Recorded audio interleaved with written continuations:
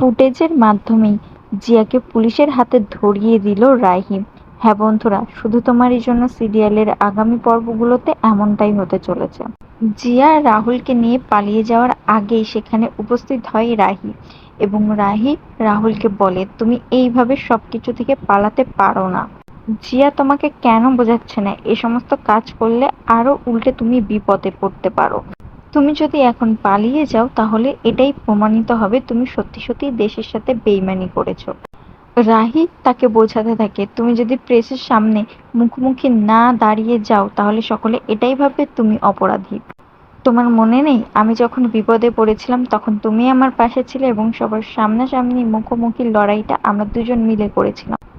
এবার আমি তোমার পাশে আছি, তোমার লড়াই, আমিও পাশে আছি তোমার, তুমি লড়াই করে যাও। এরপর এক পর্যায়ে রাহুল রাজি হয়ে যায়। রাহি আগে থেকেই সন্দেহ করে এর মধ্যে জিয়া এবং ভিক্টর অবশ্যই রয়েছে, কিন্তু এর মধ্যে তিতলিও রয়েছে, তিতলিকে চেপে ধরতে হবে।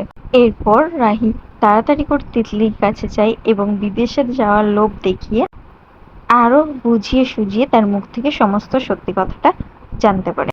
কিন্তু রাহি এখানেই থেমে থাকেনি, আবারও সে টুর্নামেন্টের ওইখানে আসে এবং সমস্ত দিক দেখতে থাকে।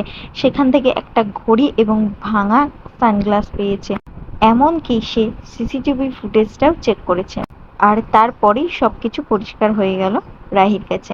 এই সবকিছুই মাস্টার মাইন্ড যে জিয়া, এটা বুঝতে আর বাকি থাকলো না রাহির। তো হ্যাঁ বন্ধুরা, তোমরাও এমনটাই চাও তো অবশ্যই কমেন্টে তা জানিও।